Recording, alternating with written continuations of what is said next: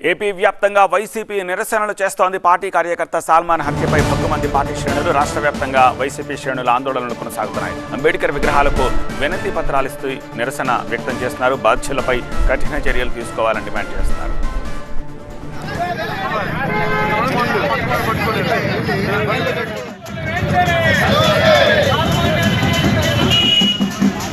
నరసరావుపేటలో అంబేద్కర్ విగ్రహం దగ్గర వైసీపీ శ్రేణుల నిరసనకు సంబంధించిన దృశ్యాలను చూస్తున్నాము. పిన్నెల్లిలో సాల్మాన్ హత్యకు వ్యతిరేకంగా ఆందోళన చేపట్టారు. విడుదల రజని, గోపిరెడ్డి, కాసు మహేష్ తదితరులు ఈ ఆందోళనలో పాల్గొన్నారు.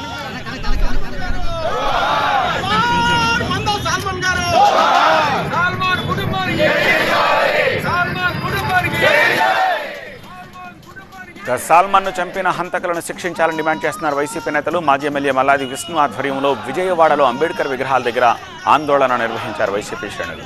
రెడ్ బుక్ పేరుతో వైసీపీ కార్యకర్తలను చంపేస్తున్నారని మండిపడ్డారు మల్లాది విష్ణు.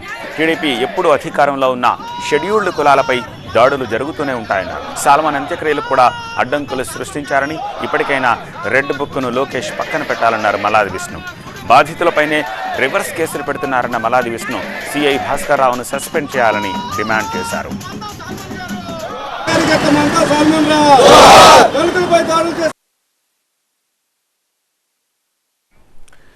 విజయనగరంలో కలెక్టరేట్ దగ్గర వైసీపీ ర్యాలీ నిర్వహించింది. ప్రభుత్వానికి వ్యతిరేకంగా నినాదాలు చేశారు కార్యకర్తలు. అంబేద్కర్ విగ్రహానికి పూలమాల వేసి వైసీపీ నేతలు నిరసన తెలిపారు.